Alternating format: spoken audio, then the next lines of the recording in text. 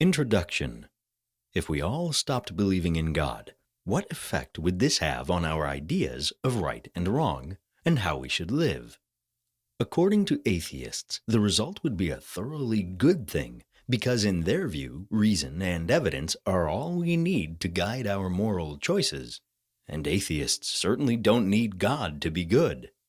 But religion, according to them, is ancient superstition that rejects reason, has encouraged wars, hatred, and persecution throughout history, and clouds our judgment and warps our lives with a morbid sense of guilt. As the slogan on the London buses put it, quote, "There's probably no God. Now stop worrying and enjoy your life." End quote.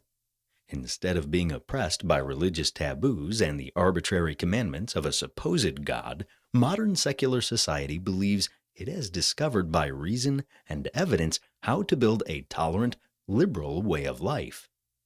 There is the comfortable assumption that if only God could be removed from the scene, then our society, complete of course with human rights, could continue happily on its way, no longer disturbed by the irrational taboos and hatreds fostered by religion now and throughout history. But modern atheism is actually driven by evolutionary biology, which takes us into the very different world of the Darwinian struggle for survival, in which we are no different from animals, and of materialist fundamentalism. Because atheists assume that matter is the only thing that exists, this not only abolishes God and the supernatural, but also abolishes us, at least in the traditional sense of possessing consciousness, identity, and free will, so that we cease to be moral beings at all. Humanists carefully avoid mentioning all this, but if one actually takes the full implications of atheism seriously, the kinds of value system and society that can be built on it are going to be very much darker than most people would care to face, with no place for liberal ideals, human rights, or toleration. This book does not attempt the impossible task of proving the existence of God, but at least it can demonstrate the logical consequences of unbelief more clearly, and atheists need to recognize how unpleasant these are likely to be. My argument will be about principles and worldviews, however, not about the character and behavior of individuals. To claim that religious belief automatically makes people good, while atheism makes them bad, is ridiculous and is no part of my argument. This begins in Chapter 1, with human nature, for two reasons. First, we need to see how it lays some of the foundations for moral and immoral behavior. We have to understand the basics of human cooperation and conflict, and the minimum requirements for a viable social life, and we can do this without any reference to religion. Darwin was correct in claiming not only that we evolved from an earlier form of primate, but there are important emotional continuities from animals to humans which provide some of the essential ingredients for human morality. Secondly, evolutionary biologists make sweeping claims that since Darwin, they are now the experts we should trust to explain human nature and ethics, and that their theories have made all others obsolete. But evolutionary biologists are not the only scientists who can claim to have special insights into the human condition, and for more than 100 years, social anthropologists have been collecting a mass of evidence about the human race in all its variety around the world. As an anthropologist myself, I have spent my life living with remote tribes in the mountains of Ethiopia and Papua New Guinea and learning their languages, writing books about them, and generally researching the way of life of non-Western peoples, particularly those of tribal societies. While evolutionary biologists are very fond of referring to these societies when discussing prehistoric humans, this usually takes the form of armchair speculation based on very little anthropological knowledge. But how do the claims of evolutionary biology really stand up in the face of anthropological scrutiny? Although some of their contributions to the study of human nature are reasonable and illuminating, others go well beyond Darwin and are the product of a materialist worldview with a deeply anti-human agenda. rather than of objective and evidence-based science. Anthropologists have also learned a good deal about the varieties of religion and human moral systems, which we come to in the second chapter. Here it needs to be remembered that the simpler, non-literate societies traditionally studied by anthropologists are far more typical of the human race than modern industrialized societies, which have only been around for a few generations. Atheist stereotypes of religion as nothing more than a survival of ancient beliefs in supernatural beings, and of religious morality as unthinking obedience to the arbitrary commandments of these inscrutable deities, are uninformed and ignore the ways in which religion has changed and developed from its earlier forms to those we find in the world religions. The second chapter is therefore an anthropological account of what religion is about and how it has evolved in some fundamental respects, and shows that a system of ethics based on advanced forms of religion must be systematically different in some respects from a purely secular one. In fact, religion does make distinctive and essential contributions to morality after all, though not necessarily in ways that it is popularly supposed to do. Here, it is essential to understand in the first place that our basic moral ideas, such as helping others and fairness, don't come from God at all, but from our experience of living in society and from our human nature. To this extent, we can indeed be good without God. The world religions, however, go further than our social experience. They assume that the universe makes sense and that we have a special place in it, and make their distinctive contribution to the higher aspects of ethics, in such ideas as the superiority of spiritual over material values, humility and selflessness, the brotherhood of man, and the moral dignity of the individual. And religious morality often goes against human nature and the presence of society. In the third chapter, we come to humanism, the most popular form of atheist morality, and we find that its picture of religion is generally a caricature that is not based on any real attempt to consider the evidence. In particular, religion is not necessarily hostile to science, but historically has actually been one of its essential foundations. In examining the claims of humanism to provide an alternative, secular system of ethics, we discover that it is really just a resume of fashionable Western liberalism and glorifies pride and worldly success.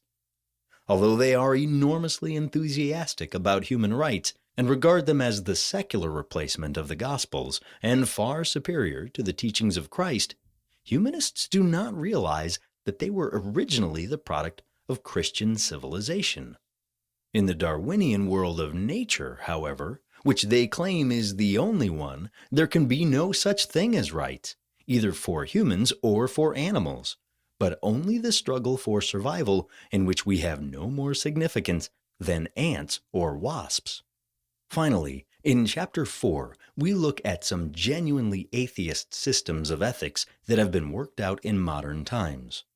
Earlier, I pointed out that religion helps maintain the proper balance between the mutual claims of the individual and society by the mediation of the divine, which stands outside and above all social orders.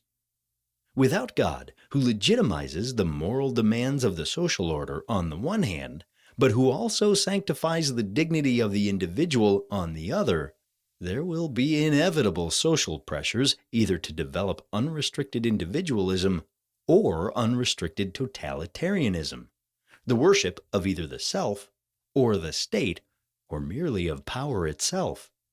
Here we see how this works out in practice in a variety of atheist moral systems.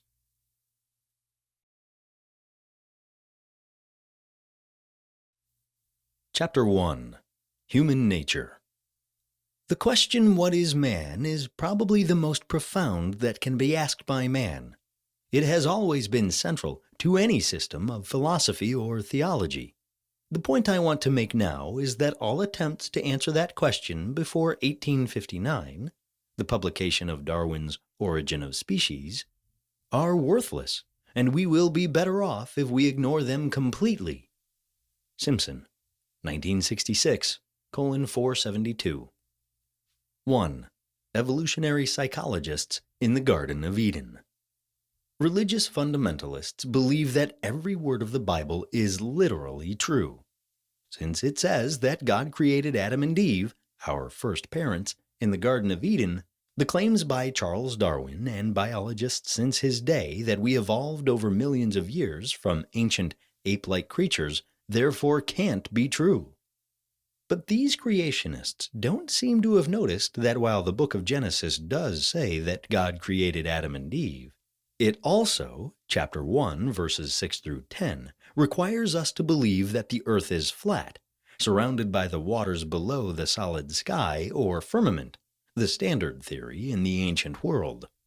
Even creationists might feel rather awkward about defending this view in public. But if they believe in the literal truth of the Bible, it is hard to see how they could deny it. The Church actually abandoned the primitive idea of a flat earth quite early in its history, and in AD 415, for example, St. Augustine wrote a treatise on the literal interpretation of Genesis, in which he argued that the Bible was about faith and morals and not a science textbook, and that whether one thought the earth was round or flat was entirely irrelevant to salvation. His argument that the Bible and science are quite distinct sources of authority was later quoted by Galileo against the Inquisition, and no anthropologist could take the mythical account of human origins in Genesis as serious science. Myths can convey important truths, but they are not intended as literal fact. DNA evidence, in particular, gives compelling support to the basic Darwinian claim that humans evolved from a pre-human life form over millions of years in East Africa. Biologists, on the other hand, are in the habit of inflating the significance of this and claiming that everything about how we think and behave can be explained as adaptations to prehistoric life in East Africa. The first problem is that the detailed evidence about the 7 million years or so during which our ancestors evolved from the common ancestor of the African great apes and ourselves into Homo sapiens is remarkably small. The skeletal evidence itself, though of great importance, would fit into the boot of a car. Even such basic adaptive problems as why we came to walk upright, why we began to use tools, why we lost our hairy coats, why our brains expanded disproportionately to our body size, why alone among all species we came to use fire to cook our food, and how we acquired language are still hotly debated. Evolutionary psychologists who claim that our human abilities and traits are very specific adaptations to the problems of prehistoric life on the savanna in East Africa have not faced up to the fact that we know virtually nothing about what this life involved, about the social relations and organization of our ancestors in those remote epochs, and still less about their mental capacities. If we are going to use the theory of natural selection to explain the characteristics of any species, it is obviously essential to have a detailed knowledge of their behavior in relation to their environment. In the case of a social species, it is particularly important to observe the relations between individuals, and modern studies of chimpanzees and gorillas are obvious examples of how this should be done. But while it is reasonable to assume that our ancestors in this remote period lived in very small groups of gatherers and scavenger hunters, and to deduce from this that we must have been an innately sociable species for a very long time, and that some of the well-established gender differences seem to be adaptations to this way of life, it is difficult to be sure about much else. Normal science proceeds from the known to the unknown, but evolutionary psychology tries to do it the other way round. Language is central to human culture, but we do not even know when our ancestors were first able to utter sentences like, "Shall we go hunting tomorrow?" And it is quite possible that they only achieved this level of linguistic ability well within the last 100,000 years or so. But without language, there would have been no way of referring to the future or the past, no means of conveying information, no group planning, no way of communicating group norms and ideas of sharing and cheating, and no discussion of technology and other problems of survival. We cannot even imagine what a pre-linguistic human society might have been like. It cannot be sufficiently emphasized, therefore, that our profound ignorance about early humans is quite incompatible with any informed discussion of possible adaptations. Even in the case of the earliest Homo sapiens sapiens, from around 200,000 years ago, we do not know what sort of things they might have said to each other, or if they could have said much at all. What made them laugh? Or even if they laughed, what they quarreled about, or how they organized sharing within the group.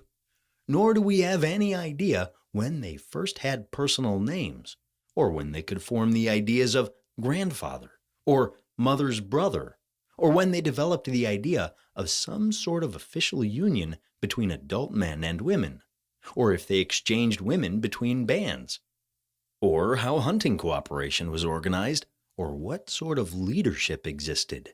Nor do we know when humans first had ideas of magic and symbolism, gods, ghosts, and spirits, or when or why they first performed religious rituals and disposed of the dead in a more than merely physical manner. Ignoring these drastic limitations on our knowledge has meant that many so-called adaptive explanations are merely pseudoscientific just-so stories, often made up without any anthropological knowledge, that have increasingly brought evolutionary psychology into disrepute.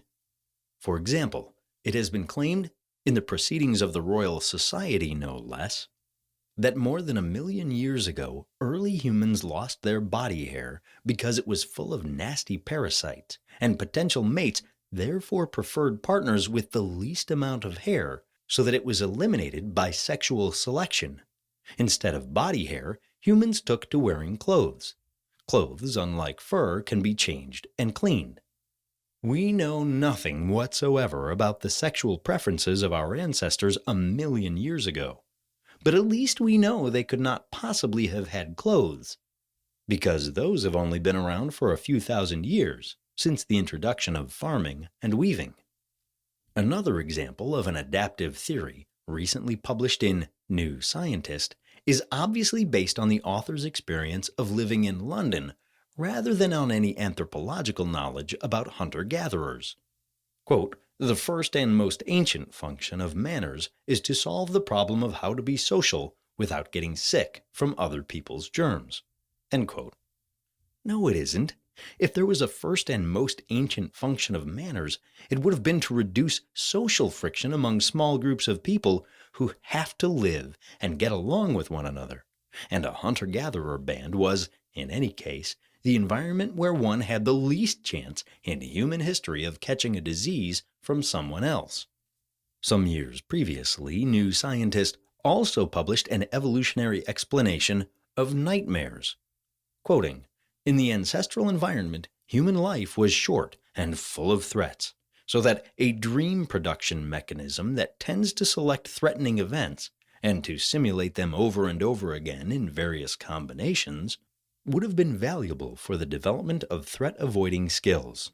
End quote. Since most people wake up screaming when the threat comes, however, nightmares seem a most unpromising educational tool.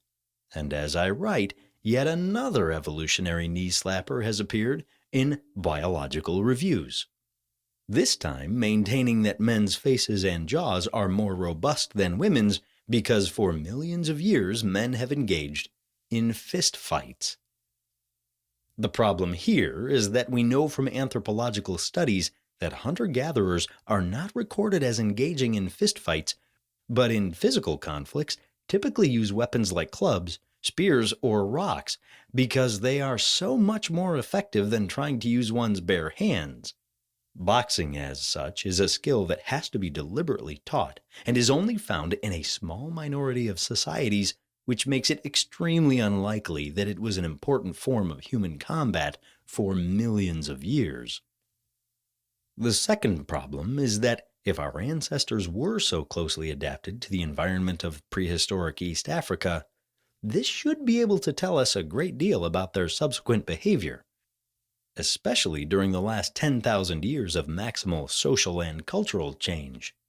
For example, we would expect humans, in their expansion all over the globe, to have chosen environments with a discernible resemblance to the savanna of East Africa, and to have avoided those that differed markedly from it, like rainforests, deserts, the Arctic, islands in the Pacific Ocean, and high mountain ranges.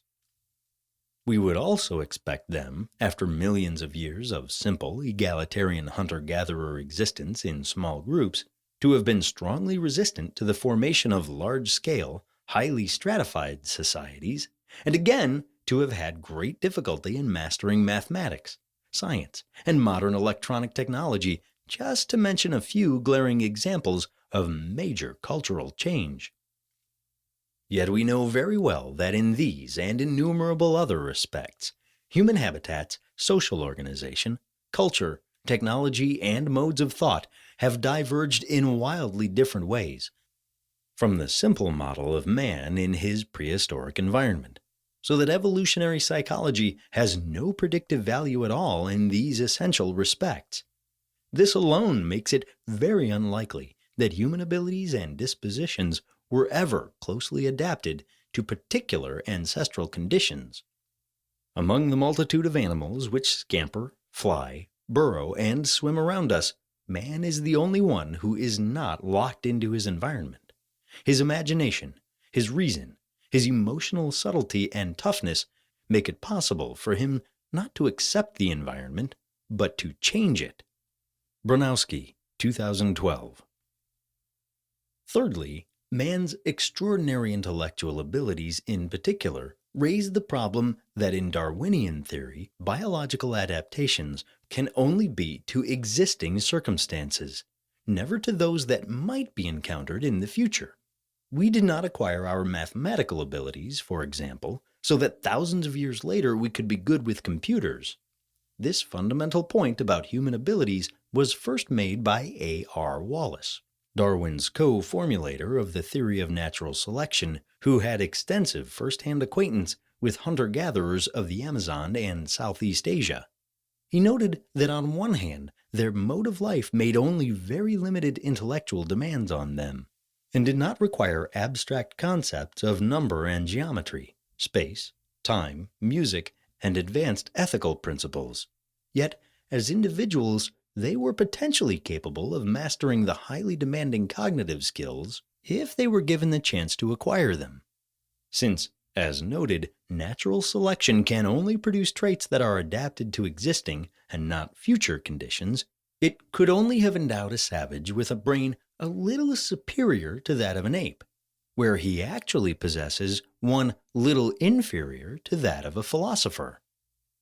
This is particularly obvious in the case of mathematics, where even today many simple cultures, especially hunter-gatherers but including some shifting cultivators, may only have words for single, pair, and many. The Tauaid of Papua New Guinea with whom I lived were like this, and indeed, the hunter-gatherer Piraha of South America are described as having no number words at all, not even the grammatical distinction between singular and plural. We can get a good idea why this should be so from the example of a Cree hunter from eastern Canada. He was asked in a court case involving land how many rivers there were in his hunting territory and did not know. The hunter knew every river in his territory individually, and therefore had no need to know how many there were. Indeed, he would know each stretch of each river as an individual thing, and therefore had no need to know in numerical terms how long the rivers were. The point of the story is that we count things when we are ignorant of their individual identity. This can arise when we don't have enough experience of the objects, when there are too many of them to know individually, or when they are all the same, none of which conditions obtain very often for a hunter. If he has several knives, they will be known individually by their different sizes, shapes, and specialized uses. If he has several pairs of moccasins, they will be worn to different degrees, having been made at different times and may be of different materials and design. What needs to be emphasized here, therefore, is that our hunter-gatherer ancestors could easily have survived without the need for verbal numerals or for any counting at all, and that consequently there could have been no selective pressure for arithmetical skills to evolve in the specific conditions of the Pleistocene of East Africa. As we all know, mathematics has only flowered in the last few centuries, and among a tiny minority of people, far too brief a time span for natural selection to have had the least effect.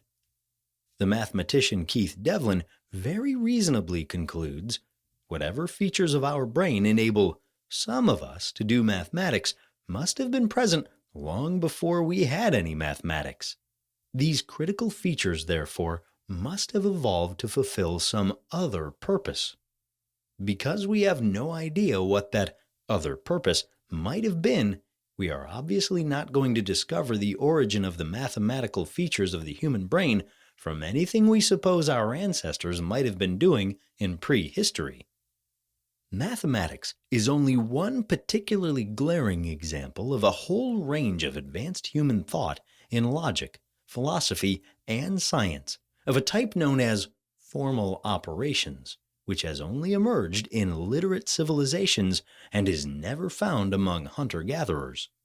This general type of thought must therefore be the result, like mathematics, of the brain using its faculties in novel ways, which therefore cannot be traced back to African prehistory.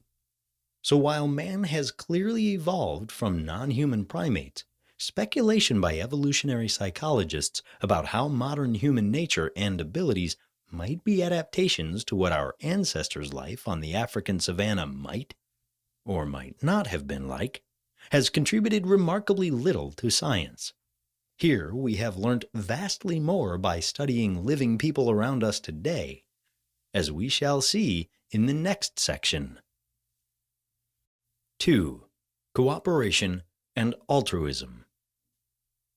In the 20th century, as part of their opposition to racial theories, anthropologists in particular adopted the highly implausible view that there is no such thing as human nature, and that all aspects of human behavior, even the differences between the sexes, are simply the results of the particular culture in which we have grown up. According to Clifford Geertz, there is no such thing as a human nature independent of culture, and the only thing that can be said about human nature is that it is unbelievably malleable, to quote Margaret Mead. This contradicted a long intellectual tradition in Western thought that there is indeed a human nature, and that it is fundamentally selfish. The social contract theory of Locke and Hobbes, for example, was based on this view of human nature, and assumed that government and the state were established by essentially selfish individuals only because the cost of conflict had become unbearable. Aristotle, on the contrary, had supposed that we were inherently social. In Freud's view, the id was what we were naturally, the oldest and most primitive part of the personality, basically antisocial and driven to satisfy the primal instincts of sex and aggression. Again, a long individualist tradition in economics has assumed that we are basically rational individuals who act entirely out of our own self-interest, with the aim of maximizing our own gains in every situation. And the extremely influential Rawlsian model of justice also takes it for granted that we should think of society essentially in terms of competing individuals. This individualist model of human nature has been reinforced since the 1960s by evolutionary biologists claiming that we must be fundamentally selfish, since any altruistic impulses of individuals to sacrifice their own welfare for that of others would have been weeded out by natural selection. This was in marked contrast to the earlier view of biologists that successful groups, as well as individuals, would be selected for. Richard Dawkins has put the modern view very clearly. The argument of this book is that we, and all other animals are machines created by our genes. Like successful Chicago gangsters, our genes have survived, in some cases for millions of years in a highly competitive world. This entitles us to expect certain qualities in our genes. I shall argue that a predominant quality to be expected in a successful gene is ruthless selfishness. This gene selfishness will usually give rise to selfishness in individual behavior. Be warned that if you wish, as I do, to build a society in which individuals cooperate generously and unselfishly towards a common good, you can expect little help from biological nature. Let us try to teach generosity and altruism because we are born selfish. Let us understand what our own selfish genes are up to, because we may then at least have the chance to upset their designs, something which no other species has ever aspired to. How can we be born selfish but at the same time hope to upset our genes' designs and become altruists is not discussed.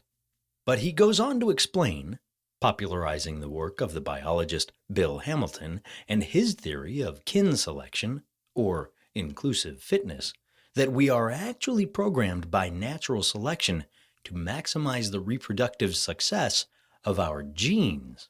And so we can only be altruistic to other people if they are our kin, like siblings, nephews, or close cousins. This nepotism makes evolutionary sense because they too share some of our genes, and in assisting them, we are helping to propagate those genes we have in common.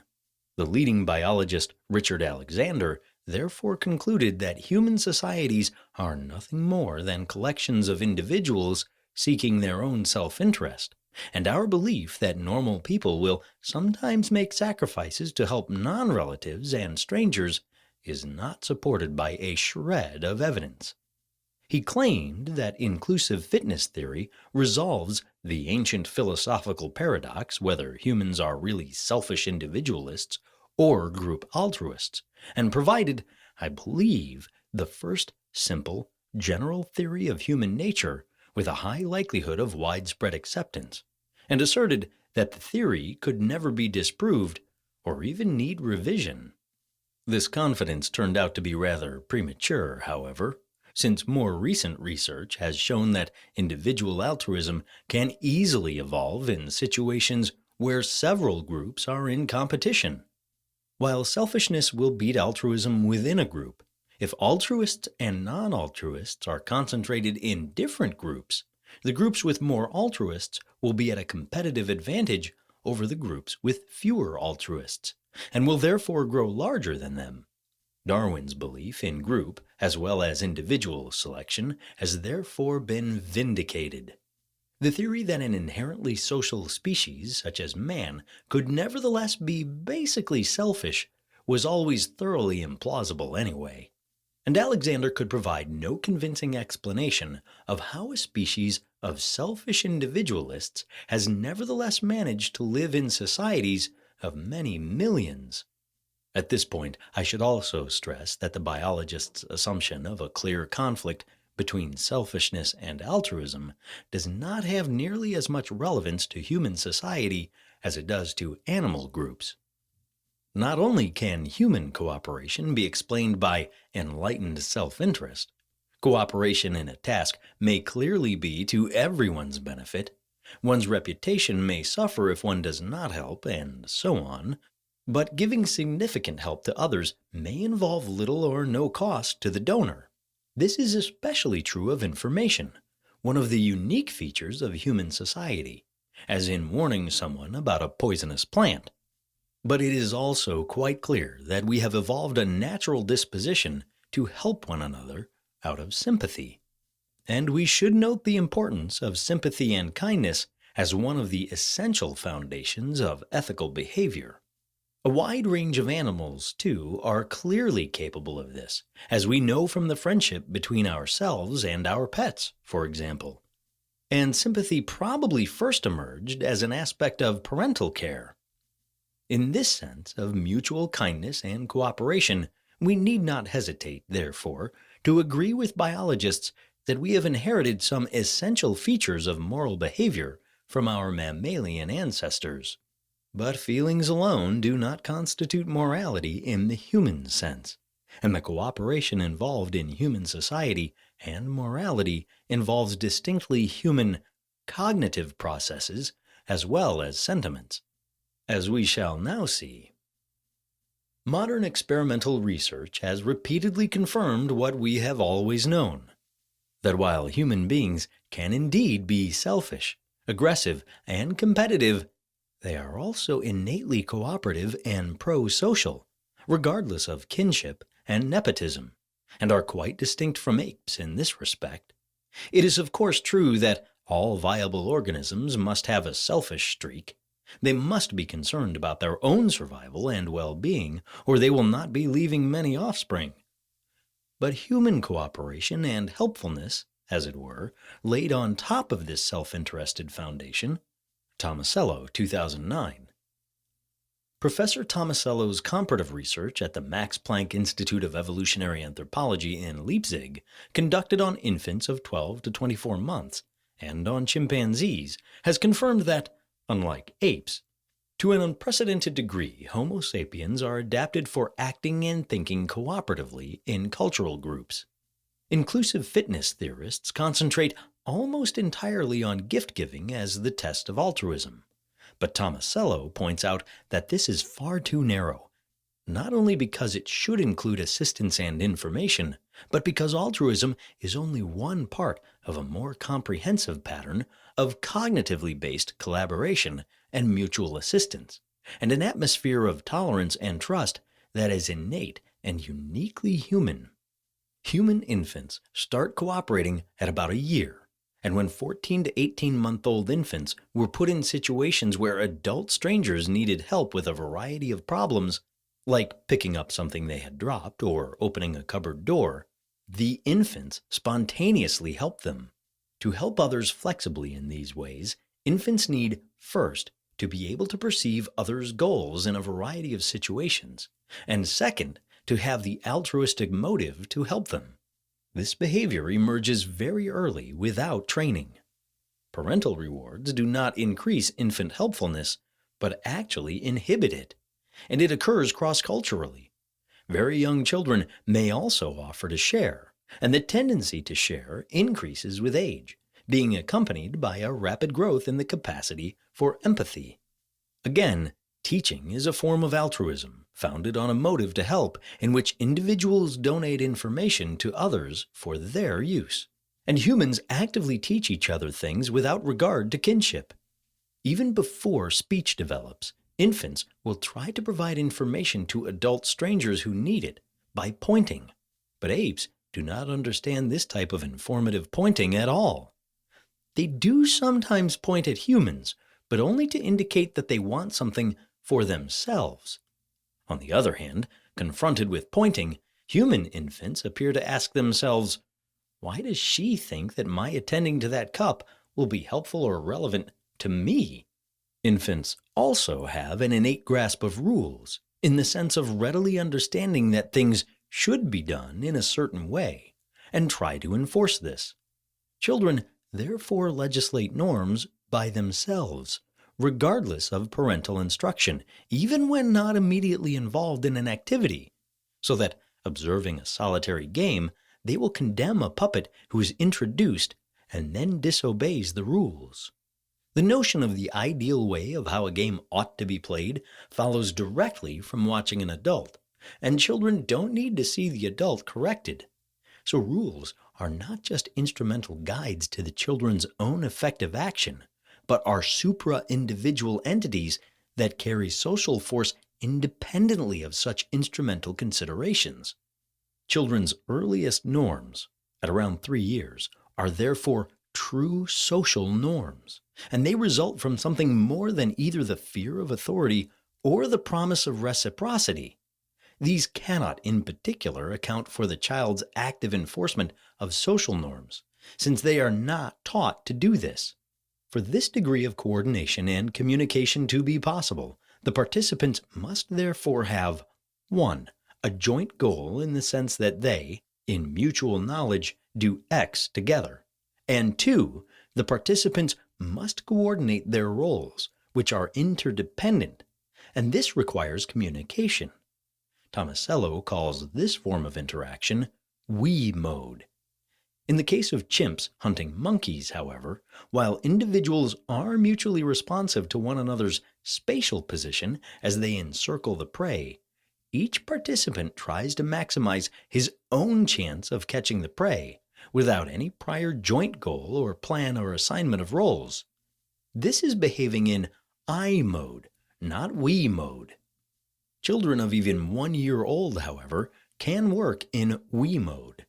In a series of tests with 14 to 24-month-old infants, the children collaborated easily in social games, but the chimps had no interest at all in the games and refused to take part in them. Researchers also engaged in collaborative activity with some very young children of about 18 months, and then exchanged roles the next time. The children easily adapted to their new roles, suggesting that they understood the adult's perspective and role. Chimps did not reverse roles in the same way, only having a first-person perspective. So, human collaborative activity is achieved through generalized roles potentially filled by anybody, including the self. This is the basis, together of course with language, of that unique feature of human culture, the institution. Social institutions are sets of behavioral practices governed by various kinds of mutually recognized norms and rules, which are concepts like mother's brother or prime minister. No animal species other than humans has been observed to have anything even vaguely resembling social institutions. We are then innately social beings to whom rule-based cooperation comes quite naturally, and this ease of collaboration and enforcement of norms is also closely connected with conformity. Humans also have a tendency to imitate others in the group simply in order to be like them, that is, to conform, perhaps as an indicator of group identity. Moreover, they sometimes even invoke cooperatively agreed upon social norms of conformity on others in the group, and their appeals to conformity are backed by various potential punishments or sanctions for those who resist. To our knowledge, no other primates collectively create and enforce group norms of conformity. The human passion for conformity and readiness to punish those who violate it should be obvious to everyone, especially academics, as is our extreme sensitivity to our social reputations, consider here the blushing reflex, and our susceptibility to insult. There is also a corresponding need to live in a social world that makes sense, that is orderly and predictable. When a society's common values and common meanings are no longer understood or accepted, and new values and meanings have not developed, individuals find this very stressful. According to sociologists like Durkheim, among many others, such a society produces in many of its members psychological states characterized by a sense of futility, lack of purpose, and emotional emptiness and despair. And striving is considered useless because there is no accepted definition of what is desirable. Studies of modern urban atomistic societies show repeatedly the lower levels of happiness and satisfaction that are typical.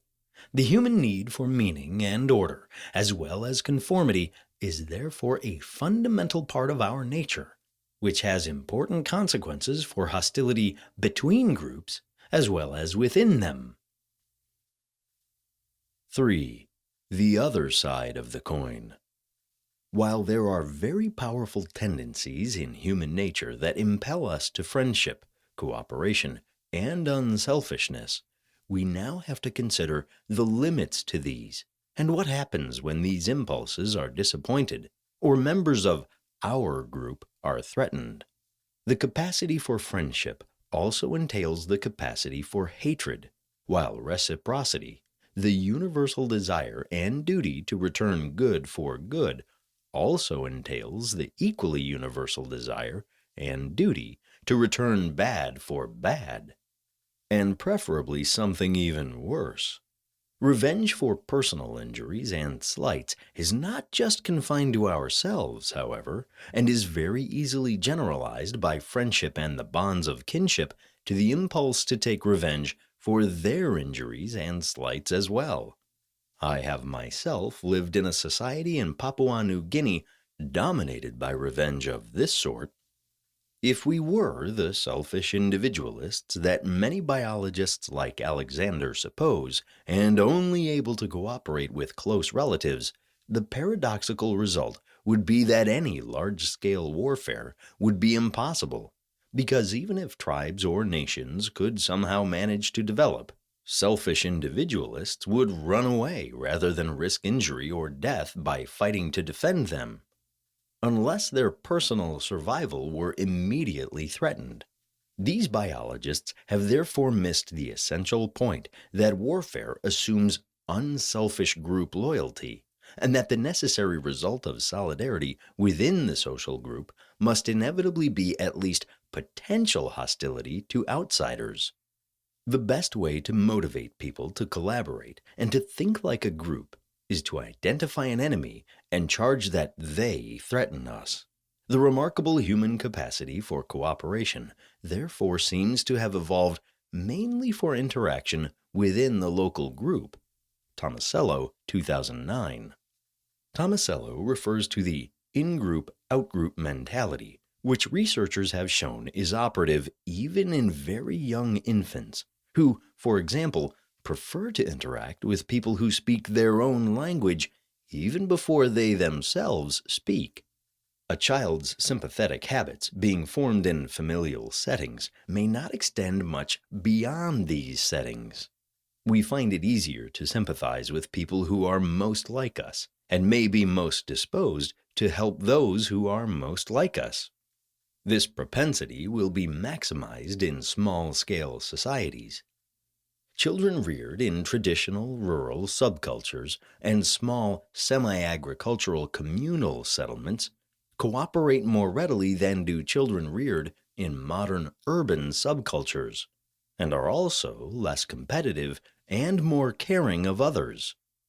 Back in the 19th century, Herbert Spencer and Charles Darwin were quite familiar with this in-group, out-group mentality, and both recognized what many modern biologists have forgotten, that human society necessarily involves both external self-defense and internal cooperation, external antagonism and internal friendship, which Spencer distinguished as the ethics of enmity and the ethics of amity.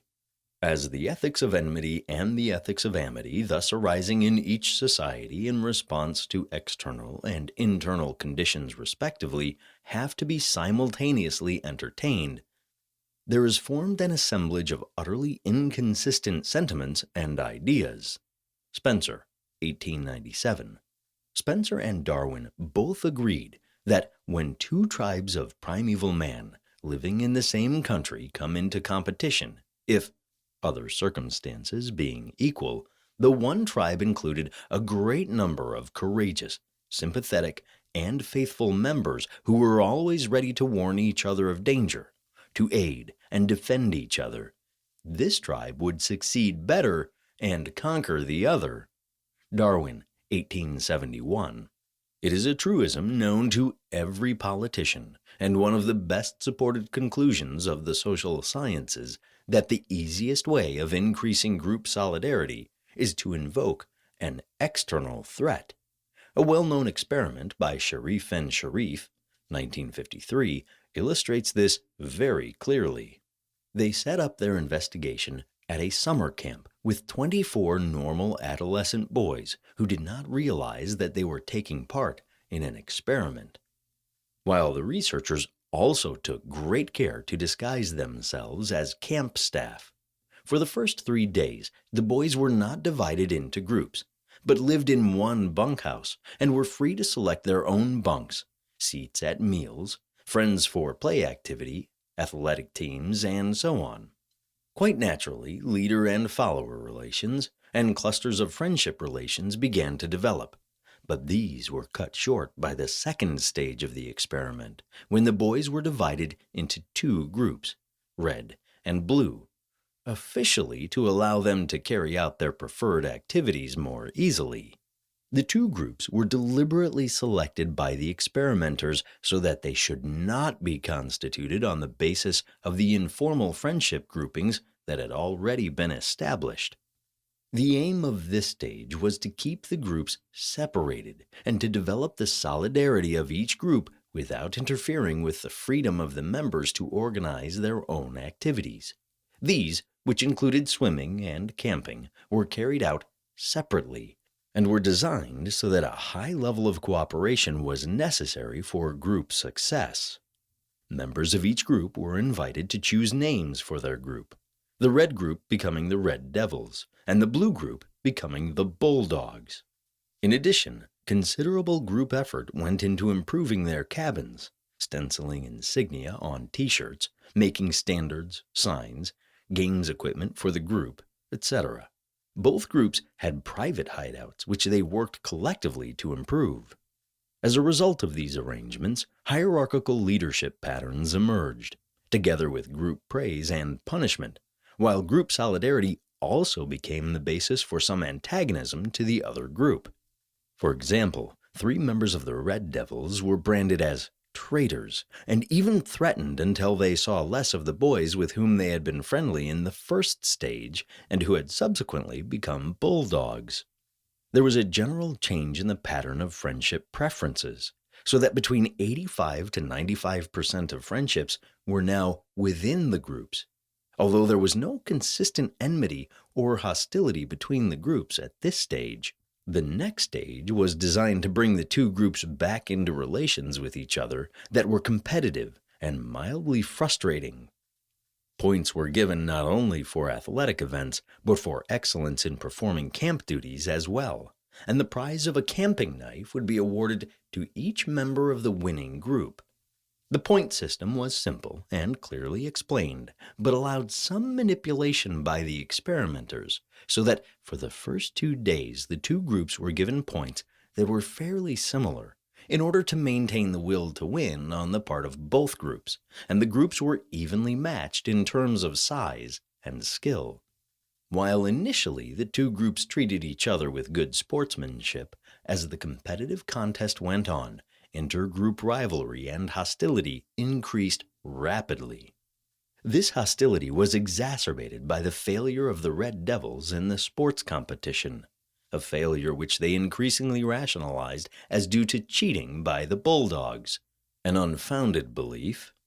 This friction and frustration was given further impetus by the final victory of the Bulldogs and the distribution of the highly esteemed knives to them.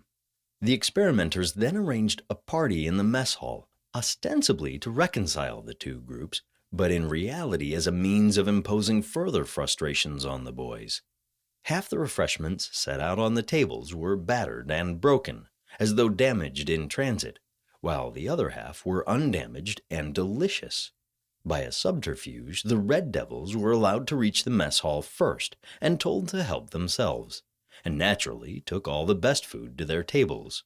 When the Bulldogs arrived, they were incensed by all this and hurled insults at the Red Devils, and the mess hall became the focus of further hostility at meal times, with the Bulldogs dumping dirty plates, etc., on the Blue Devils' tables, the Red Devils retaliating by dirtying the tables even more the next day, since it was the Bulldogs' turn to clean the mess hall. Upon this, the Bulldogs retaliated by making the Red Devils' tables even messier, and they also hung up posters insulting the Red Devils. At lunch, relations deteriorated even further until the groups were lined up against each other, throwing waste material and food at each other. Both sides were naturally convinced that the other side had started the fight. The staff intervened when the boys began throwing table knives and saucers at each other, and managed to stop the fight, but only with considerable effort. At this point, it was decided to abandon the experiment, which in one sense had been almost too successful, and to break up the two groups by reintegrating them into a single camp-wide unit. But despite the efforts of the counselors to restore order and prevent further conflict, more battles, in which the boys pelted each other with green apples, broke out during the afternoon, and the Red Devils planned and nearly carried out a night raid on the Bulldogs. This experiment provides a graphic illustration of the way in which the inherent cooperative tendency of human beings within groups is also an essential basis of conflict between groups, the ethics of amity and enmity. The Red Devils and the Blue Dogs were small groups of individuals who had not met before the experiment. But one of the striking features of human beings is our ability to extend the notion of us almost without limit to complete strangers, because societies are not just groups of people, but also systems of ideas, so that vast numbers of people can think of themselves as bound together as brothers and sisters by nationality, ethnicity, social class, political ideology, or religion. The following verses of the French national anthem, the Marseillaise, were written in 1792 as the royalist armies of Prussia and Austria were about to invade France and crush the Republican Revolution. They push just about every button in the human psyche and are an excellent illustration of how this intimate link between loyalty to the group and a corresponding hostility to outsiders, so well illustrated by the Fisher's experiment, can be hugely extended by political ideologies such as nationalism and republicanism. Children of the fatherland, let's go. The day of glory has arrived. Against us the bloody flag of tyranny is raised. The bloody flag is raised.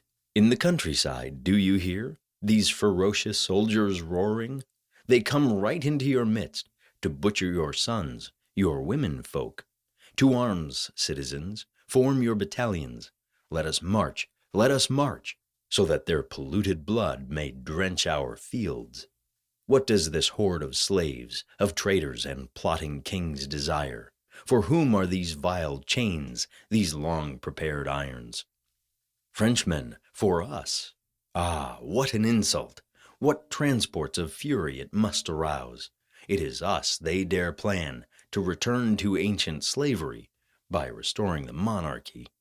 These words of the Marseillaise are a good reminder that emotions of solidarity and enmity can be generalized and extended very easily by ideas of brotherhood and fatherhood.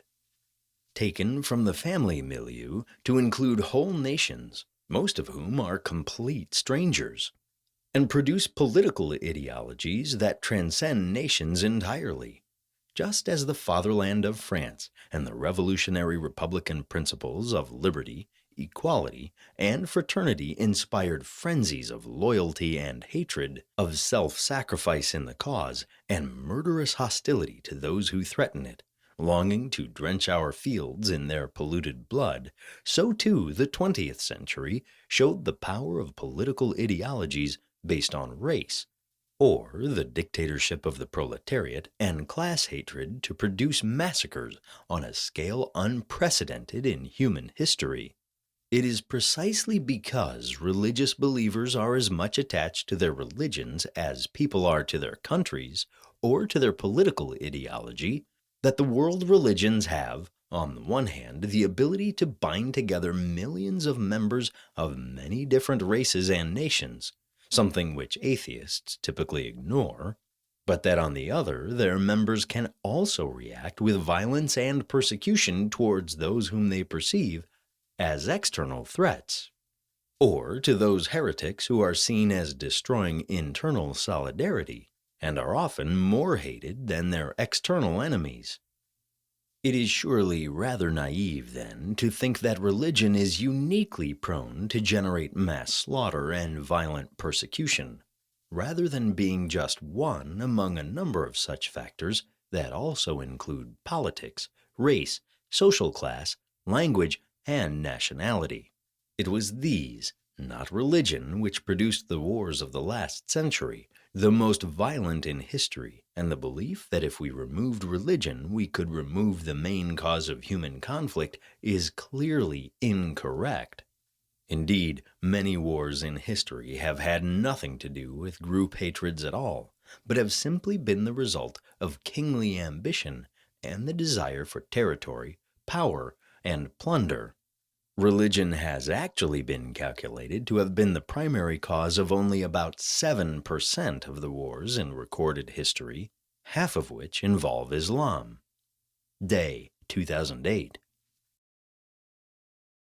4. Equality and hierarchy. Important emotional continuities between animals and man exist then, but ever since Darwin, apes and monkeys have become especially symbolic figures in the human story, the scientific counterparts to Adam and Eve. Biologists clearly relish the thought of our hairy primeval ancestors, archetypes of savagery swinging through the trees, and we are supposed to have inherited their basic character traits, however much we may try to disguise them by the trappings of so-called civilization. One of these traits is dominance and submission, or hierarchy. Dominance hierarchies are usually found, unsurprisingly, wherever animals live in groups and compete for food and mates. Think of chickens, wolves, and horses. But biologists have fixated on apes and monkeys because they think it is quite obvious that their dominance hierarchies, and alpha males in particular, can tell us something very special and profound about our own human nature. For example, after a long discussion of baboons, two sociologists conclude human political systems are based on hierarchy and competition for status. It must be understood that the process which gives rise to empire is the very same process that primates engage in simply in order to exist and persist. According to them, apes and monkeys can therefore provide us with the behavioral grammar needed to understand human nature, especially power and domination. Among chimpanzees, dominance seems almost to be an end in itself for males of this species, and alphas and other high-ranking individuals gain reproductive benefits via political intimidation in mating and food competition. Sociobiologists also think of power in very simplistic terms as mere bullying. Quoting, "The type of power I have in mind is straightforwardly conceived. In its raw form, it is like the power we see exhibited in groups of chimpanzees. It is the dominance power to intimidate and take something away from someone, or to force another to do something." End quote. The problem for biologists who believe that we have simply inherited this lust for power and domination from our ape and monkey ancestors is that ancient hunter-gatherers presumably resembled modern ones in being notably egalitarian, without any of the dominant alpha males of the chimpanzee or baboon variety. If any try to appear, they are rapidly put in their place. Then, with the development of farming and more complex societies dominated by chiefs, kings, and emperors, dominance hierarchies appeared once again. One sociobiologist, Christopher Baim, has tried to solve this apparent problem by arguing that hunter-gatherers are just as hierarchically disposed as chimpanzees, but have discovered how to act as a group to suppress potential alpha male bullies in what he calls a reverse dominance hierarchy, which was then favored by natural selection and became an inherited trait. Quoting, "It is primarily on the basis of vigilance that hunter-gatherers have kept their societies egalitarian in spite of individual tendencies that could lead to despotism.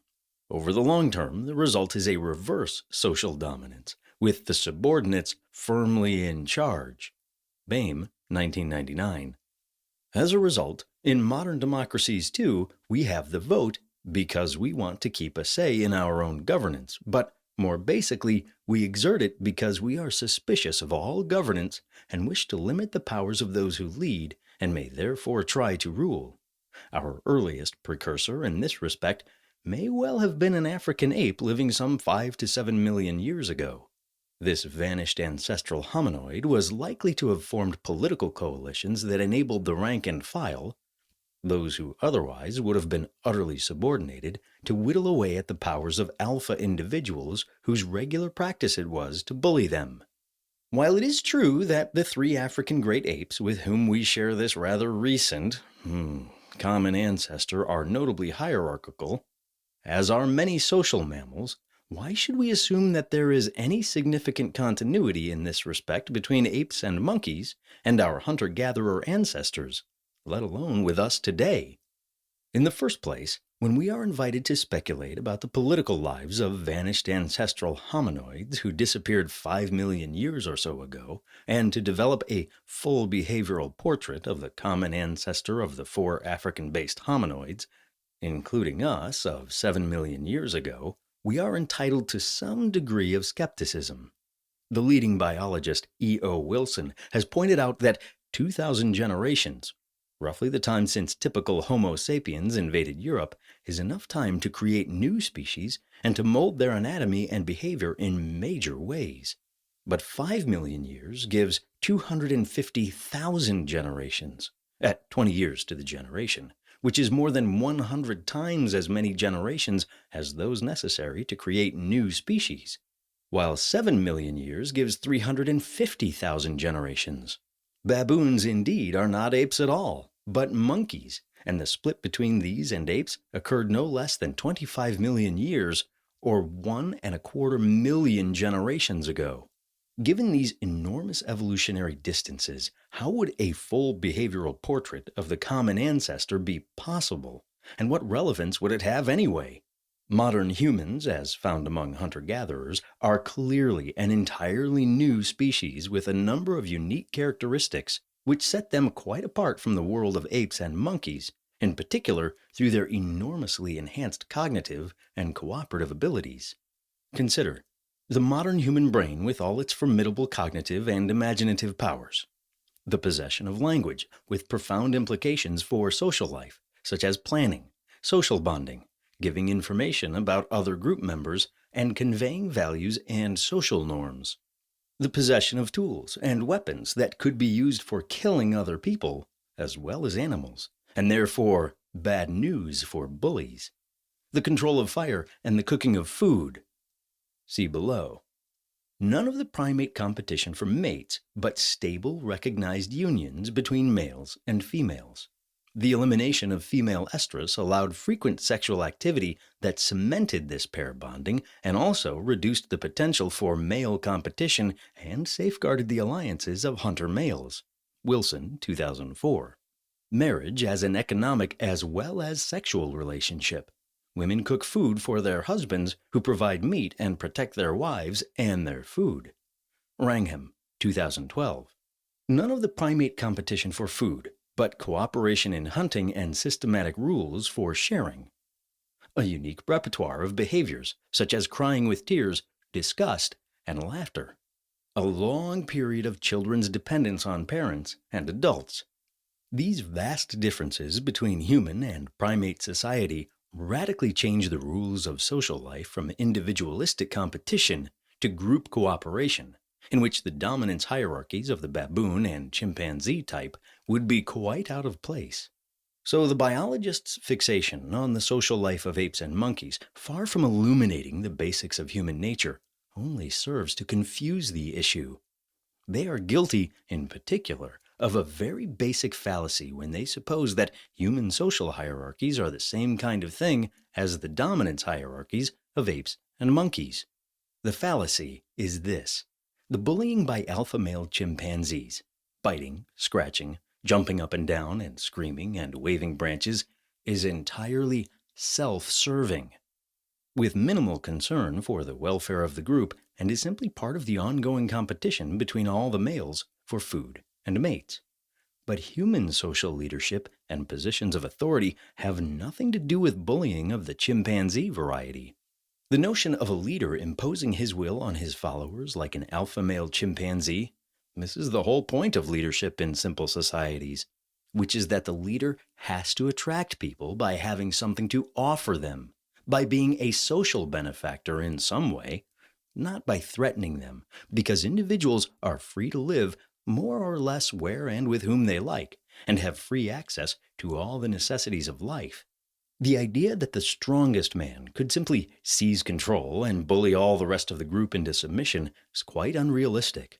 Even the strongest man has to sleep. The other men are just as well armed, and even if such a would-be dictator were not murdered, people would simply abandon him and go live somewhere else.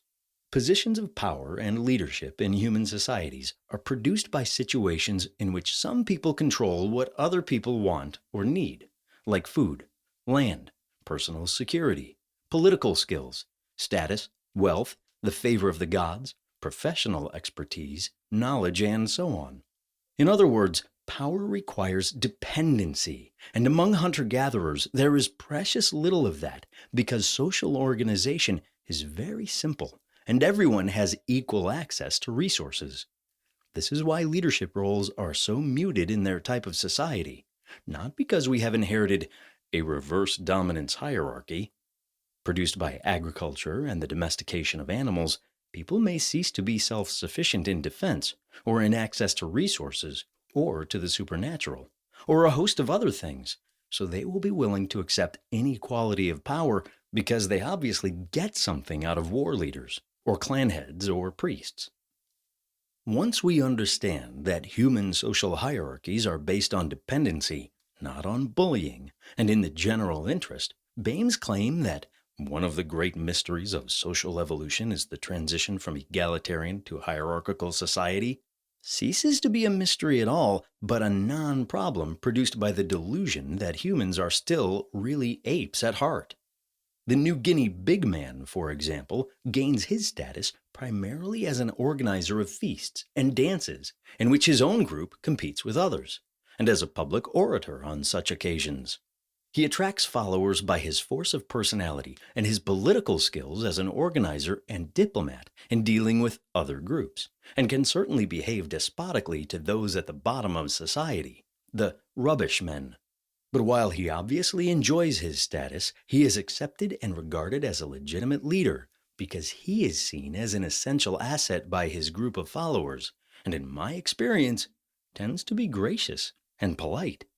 It is clear that human beings have evolved a unique ability to cooperate within the we group, which is very ancient, and this is completely incompatible with any conflicting and equally powerful urge to dominate one another in the very crude manner depicted by Bain. If we are looking for some basic feature of human nature that would facilitate our ready acceptance of hierarchical relations, we should avoid speculation about chimpanzees or baboons, and need look no further than the human family, and those of long drawn-out parent-child relations which are centered on dependency. All that happens as societies become more complex is that the opportunities for dependency become more frequent, and that we generalize our ingrained attitudes to the authority of parents and elders to include big men, clan heads, nobles, and so on, ending with kings who are fathers of their people, and priests who are fathers of their flocks. Once this is understood, we can see that the social hierarchies of increasingly complex societies like chiefdoms, kingdoms, and modern industrial society have nothing in common with the individualistic bullying of chimpanzee groups, but are the result of complex systems of dependency and are essential for organizing large-scale societies. In formal hierarchical organizations, people have to take orders, but all can recognize that this is necessary for the greater good of the organization and the wider society. So the captain of a warship in Nelson's navy reading the Articles of War to his assembled ship's company that gave him the power of life and death and flogging over all of them was not remotely comparable to an alpha male chimpanzee throwing rocks. Captains were respected as essential to the functioning of the ship, and some, like Nelson himself, were revered by their crews. On the other hand, where people are in these dependent relationships with leaders, what they do expect is reciprocity, competence, good order, justice, generosity, concern, and so on. And if they do not get it, then social dominance does indeed become regarded as a form of bullying, and revolution and mutiny are often the result. The current discontent across the Western world with politicians and bankers is a good example of this. So it is generally obvious that hierarchical social organization offers serious temptations to bullying and arrogance. History is filled with cases of rulers and those in positions of power who have abused their authority, and the same remains true today of all hierarchical organizations in business, politics, and in the rest of society. As Abraham Lincoln said, if you really want to test a person's character, give them power. Again, human societies are uniquely different from any animal group because they are based on ideas, on symbolic culture, and as they become more complex, differences of status emerge that have nothing to do with physical strength or aggression, but become associated instead with wealth, descent, education, social class, and aristocracy, and a wide range of personal achievements and symbolic attributes that are quite distinct from power itself, and can have no possible counterpart in the purely material world of animals. For example, political leaders in traditional societies are typically legitimated by their aristocratic descent and by their religious status. But these concepts cannot have the slightest meaning for animals. So while human individuals compete in terms of their status, these status differences are not simply individual differences, like those of strength and aggression as found among apes and monkeys, but are a part of a social hierarchy that can have no parallel in any animal group. We will come back to societies as systems of ideas in Chapter 7. 5. Consciousness and free will. If biologists' treatment of human nature is significantly flawed, their claims about man become especially contentious when we move on to consider consciousness and free will. Since it would appear impossible to feel emotions or pain without being conscious, we can assume that a wide range of animals share many aspects of consciousness with us, though probably not self-awareness. While rational thought itself seems to require language, we regard our inner mental life of experience, of consciousness, thoughts, feelings, and perceptions as distinct from our bodies, however closely linked to them. But the idea of the mind as having its own reality has always been an affront to materialists. According to the famous behaviorist psychologist B.F. Skinner, for example, it is a pre-scientific fantasy. Quote, "Where are these feelings and states of mind? Of what stuff are they made? The traditional answer is that they are located in a world of non-physical dimensions called the mind, and that they are mental. But another question arises. How can a mental event cause or be caused by a physical one?" End quote. Obviously, says Skinner, it can't, because this would be miraculous, and modern believers in an inner mental life are as absurd as primitive animists who supposed that physical objects could be inhabited by spirits. The only solution to such nonsense is to dismiss the whole idea of the mind, consciousness, thought, and the superstitious belief in free will and human dignity, and instead, quote, "follow the path taken by physics and biology by turning directly to the relation between behavior and the environment, and neglecting supposed mediating states of mind." End quote. Modern biologists entirely agree with Skinner. Although the development of computers helped make behaviorist theory itself obsolete, because they seem to show how internal states of mind could actually be recreated in electrical devices, they amply supported Skinner's fundamentalist materialism. Quote, "The rise of computers and, in their wake, modern cognitive science completed the conceptual unification of the mental and physical worlds by showing how physical systems can embody information and meaning." End quote. So that the world of the mind has been transported into the scientifically analyzable landscape of causation. As the biologist and co-discoverer of DNA, Francis Crick, graphically expressed it, quote, "You, your joys and sorrows, your memories and your ambitions, your sense of personal identity and free will are in fact nothing more than the behavior of a vast assembly of nerve cells and their associated molecules."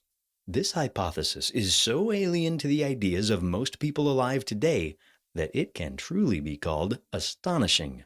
End quote. The emergence of human beings is therefore only a continuation of the earlier evolution of the universe and its physical, chemical, and biological processes, and not in any way different or discontinuous from what has preceded it. In this vast landscape of causation, it is now possible to locate man's place in nature, to use Huxley's famous phrase, and therefore to understand for the first time what humankind is and why we have the characteristics that we do. Human minds, human behavior, human artifacts, and human culture are all biological phenomena, aspects of the phenotypes of humans and their relationships with one another. These claims that the existence of the computer finally solves the mind-body problem are obviously very wide of the mark, however. Charles Babbage showed back in the 19th century with his mathematical engines that sets of gear wheels could carry out advanced cognitive tasks. It only requires us to design machines to operate according to strict rules that we lay down. The computer is no different in principle from Babbage's engines, except that it uses electricity and switches instead of gears, and so has rather more superficial resemblance to the human brain, because that too uses electricity. But the computer is no more thinking or conscious than the telephone wires when they are transmitting a human conversation, the speak your weight machine when it weighs us, or a book that is full of deep thoughts. The telephone wires only carry electrical impulses. The weighing machine only has levers and wheels, and the book only has marks on pages, which convey information because we have specifically coded them to do so. We can easily use our conscious minds to design physical systems to embody information and meaning, because we put it there. The real problem is how consciousness could develop spontaneously in a purely material brain without anyone to put it there. While it may be hard to imagine how a mental event could cause a physical one, we shall see that it is equally hard to explain how physical events in the brain could cause mathematics, for example. Indeed, consciousness has become known as the hard problem. While neurologists can now trace in some detail the physical pathways and processes in our nervous system and brain by which we feel pain, see colors, and hear sounds, they are no closer to knowing what pain actually is, or why light in a certain part of the spectrum gives us the distinctive sensation of redness, why concordant sound waves should also be pleasing to our ears, and indeed what consciousness itself is, of how it can be generated by trillions of subatomic particles. According to Dawkins, human thoughts and emotions emerge from exceedingly complex interconnections of physical entities within the brain. Dawkins, 2006. But emerge, as used by Dawkins here, is a mere word, with no more explanatory value than hey presto when used by a magician pulling a rabbit out of a hat. Regardless of anything the neuroscientist may say, we know from our own personal experience that human consciousness and culture form a world that is entirely different from the physical world. Unlike physical objects, ideas do not exist in time. They have no size or weight, motion, or position in space, and they do not cause each other like physical events. Value, meaning, truth, and logical implication can have no meaning at all in the physical world, but only when organized in human culture and in human consciousness and personality.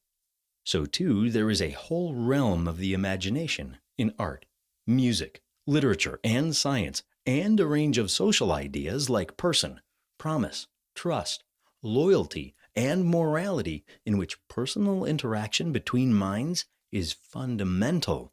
Religious experience, too, has its own very characteristic features, especially those of a mystical nature, which we shall take up in the next chapter.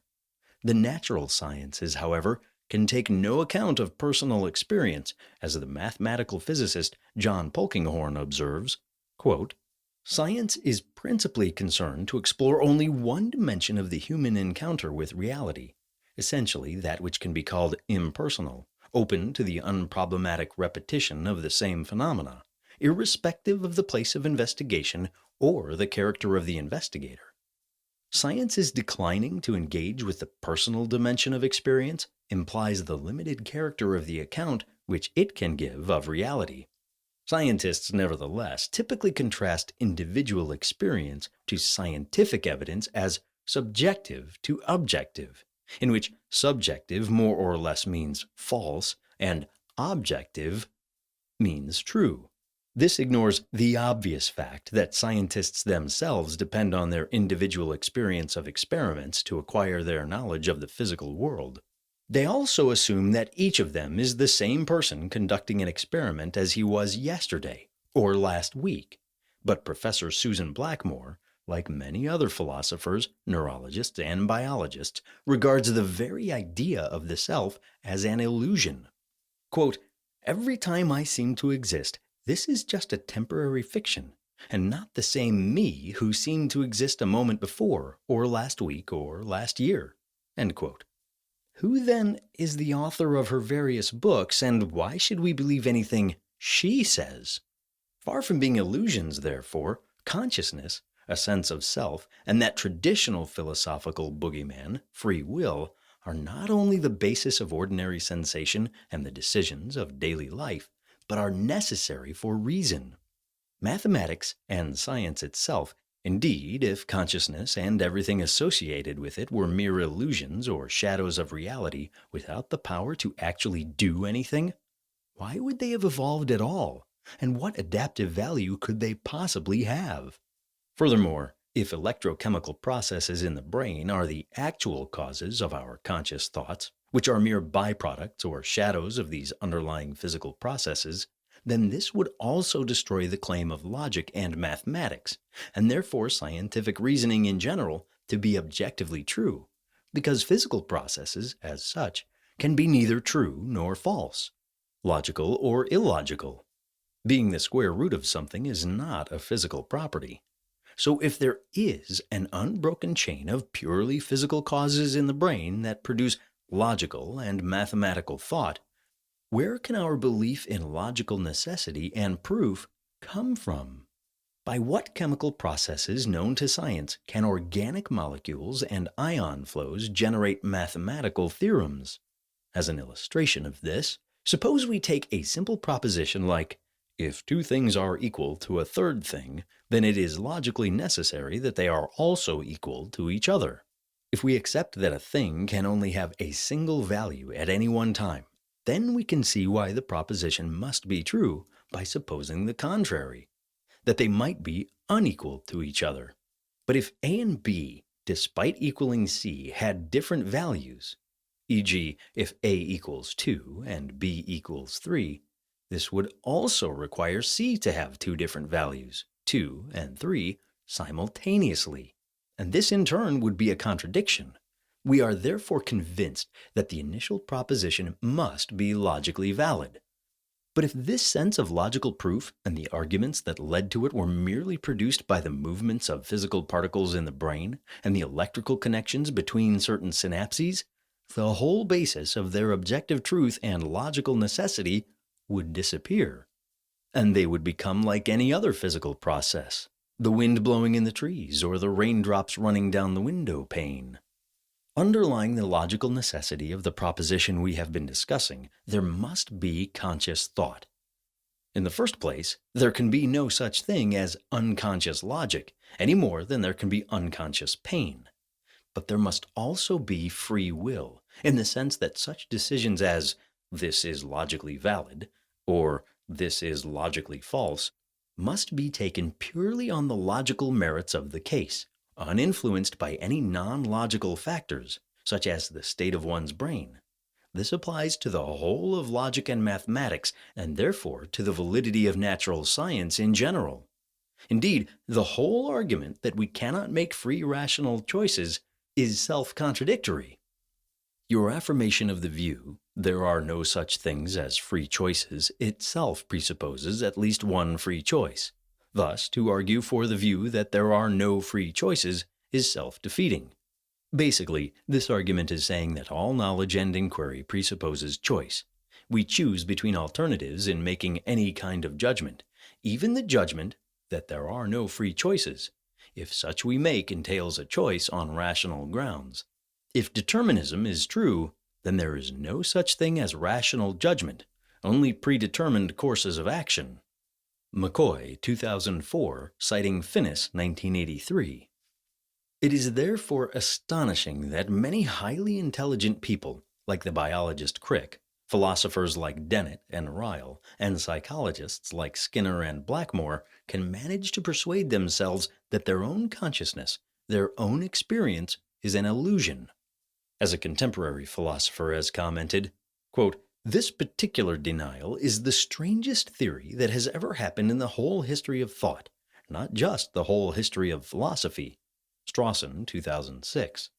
He points out that while we have direct knowledge of our own consciousness, our scientific knowledge of the physical world is actually of a very restricted and indirect nature. As Bertrand Russell said, "Physics is mathematical not because we know so much about the physical world, but because we know so little. It is only its mathematical properties we can discover. For the rest, our knowledge is negative. The physical world is only known as regards certain abstract features of its space-time structure, features which, because of their abstractness, do not suffice to show whether the physical world is, or is not, different in intrinsic character from the world of mind." End quote. So attempting to reduce consciousness and experience to what science knows of the physical world is trying to explain the better known by the very much lesser known. If, however, we accepted the possibility that consciousness could be an attribute of a much more sophisticated type of matter than our current understanding of it, then thought could be an integral part of the universe. No one knows if this is actually the case, and the more traditional argument has been for a dualistic universe of mind and matter. But whatever is the truth about the ultimate nature of matter, mind cannot be argued away in the manner of Crick and others as a mere byproduct of the kind of matter that is currently known to science. A reasonable view of the cosmos has to accept that it contains more than the fundamental particles and the basic forces presently known to physics. A further fundamental problem with the claim that all mental processes are nothing more than biochemical processes in the brain is that our mental processes have been proved to explain some of the structure of matter. Biochemical processes might just conceivably produce poetry, which does not have to be literally true. The moon doth with delight look round her when the heavens are bare. But what possible connection could there be between the biological organization of our brains and the deep structure of the physical universe, as revealed in equations like E=mc², which bring together such fundamental concepts of the universe as energy, mass, and the velocity of light, and are wholly outside ordinary experience, and are also true? As Einstein said, the most incomprehensible thing about the universe is that it is comprehensible. In the words of Polkinghorne, of course, evolutionary survival necessity can be expected to have molded our brains so as to make them able to make sense of the world of everyday experience. However, our human ability to understand the subatomic quantum world, totally different in character from the macroscopic world of everyday happenings, and requiring counterintuitive ways of thinking for its understanding, is another matter altogether. That subatomic world has no directly discernible impact on human experience, and to regard its intelligibility to us as simply the result of a happy spin-off from mundane survival necessity is a highly implausible suggestion. It is indeed, and anthropologists know that the thought of primitive societies is rather more notable for magic than anything remotely resembling science. We saw earlier that mathematical ability in particular could not have been selected for in human prehistory. Polkinghorne continues, and the mystery is deeper even than that, for it has turned out that it is mathematics, that most abstract of disciplines, which time and again has provided the key to unlocking the secrets of the physical universe. It is an actual technique of discovery in fundamental physics to seek theories that are expressed in terms of equations possessing the unmistakable character of mathematical beauty, a property which the mathematically minded can readily recognize and agree about. It involves such quantities as economy, elegance, and what mathematicians call being deep, by which they mean that extensive consequences are found to flow from seemingly simple initial definitions, as when the endless Baroque complexities of the Mandelbrot set are seen to derive from a specification that can be written down in a few lines. This heuristic strategy is no mere act of aesthetic indulgence on the part of physicists. For 300 years of enquiry have shown that it is just such mathematically beautiful theories that prove to have the long-term fertility of explanation that convinces us that they are indeed describing aspects of the way things are. In other words, some of the most beautiful patterns that the mathematicians can think about in their studies are found actually to be present in the structure of the physical world around us. Professor Roger Penrose emphasizes the reality of mathematical structures and that they are not simply the arbitrary products of human imagination. How real are the objects from the mathematician's world? From one point of view, it seems that there can be nothing real about them at all. Mathematical objects are just concepts. They are the mental idealizations that mathematicians make, often simulated by the appearance and seeming order of aspects of the world about us. But mental idealizations, nevertheless, can they be other than mere arbitrary constructions of the human mind? At the same time, there often does appear to be some profound reality about these mathematical concepts, going quite beyond the mental deliberations of any particular mathematician.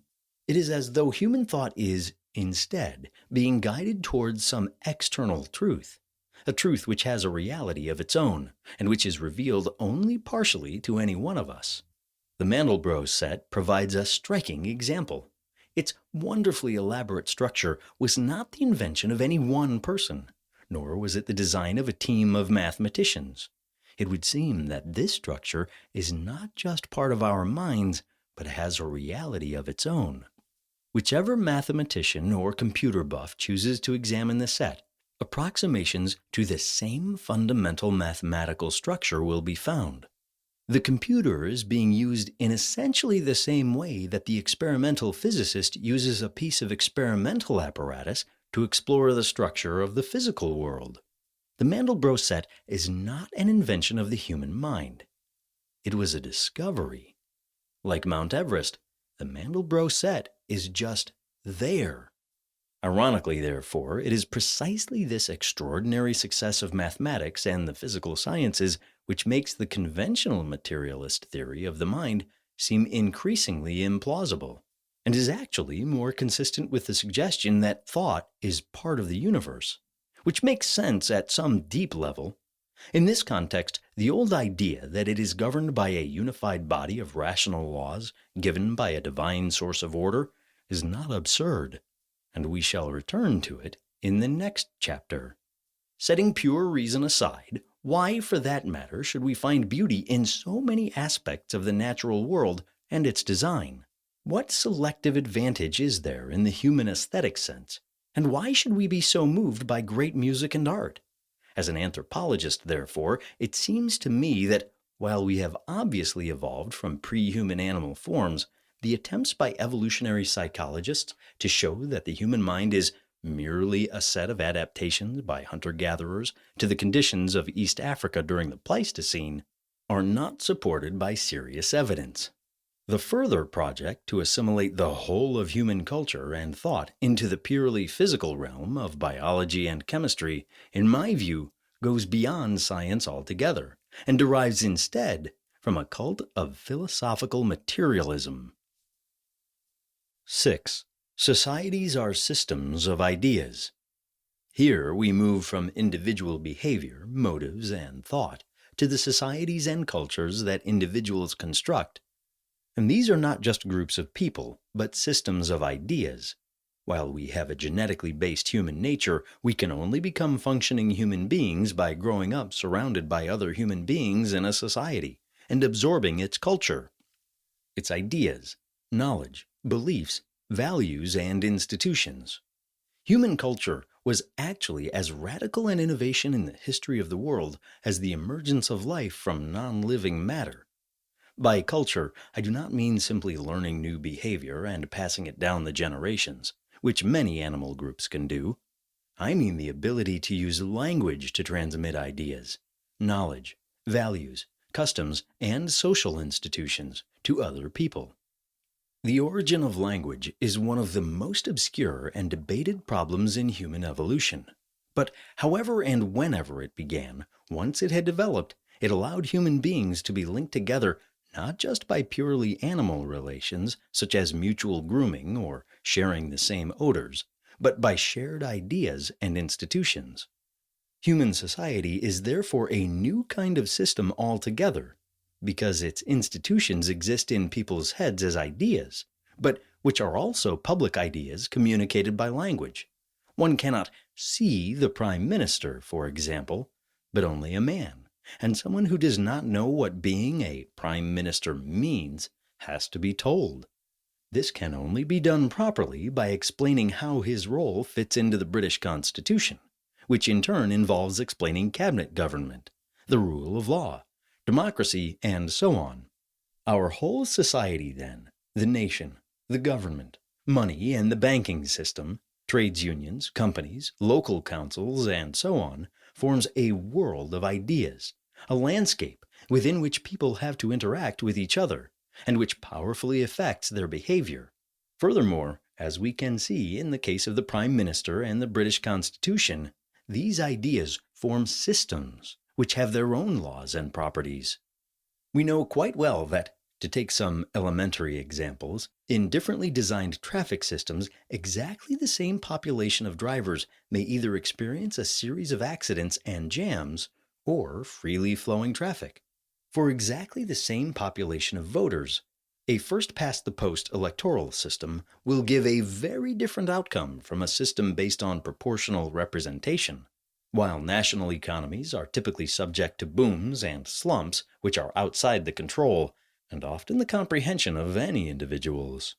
Political systems, financial systems, and electoral systems are systems of ideas as well as of individuals, and these systems clearly have their own dynamics and laws of operation which are distinct from the motives of the individuals who compose them. The suggestion that societies are systems of ideas is, however, anathema to Darwinists, who detest both systems and ideas, and regard everything in human society and culture as produced by the biological motivations of individuals, trying to maximize their inclusive fitness. According to E.O. Wilson, the founder of sociobiology, quote, "Cultures are not superorganisms that evolve by their own dynamics. Rather, cultural change is the statistical product of the separate behavioral responses of large numbers of human beings who cope as best they can with social existence." End quote. Biologists, therefore, regard human societies not as systems, but as nothing more than populations of individuals. Wilson is trying to theorize well outside his zone of expertise. Not only is his idea of human society and culture completely contradicted by the whole of economics, political science, sociology, and anthropology, but biologists are compelled to admit they have to take culture into account as well. As Richard Dawkins has conceded, quote, "These genetic ideas alone do not begin to square up to the formidable challenge of explaining culture, cultural evolution, and the immense differences between human cultures around the world." End quote. He is one of a number to propose that the gene itself is just one example of the more general category of a replicator, a unit of information or instruction that can make copies of itself and which can be passed on in some way, and that another example of a replicator is the meme. This is anything in human culture that can be imitated, an idea, a tune, a dress fashion, and so on, and like the gene has the sole purpose of replication, of making copies of itself. The main point here, then, is that culture is being treated as nothing more than a population of memes all competing with each other, just as a society is nothing more than a population of competing human individuals. It is not widely understood, therefore, that Darwinism is not just a fairly straightforward theory of biological evolution, proving that we are descended from monkeys, not Adam and Eve, as the popular image has it, but has far grander ambitions.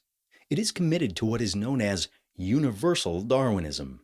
This claims that matter is all that there is in the universe, that humanity must be included in the natural sciences, that design and purpose in general are all illusions, and indeed that the laws of physics have themselves evolved by natural selection.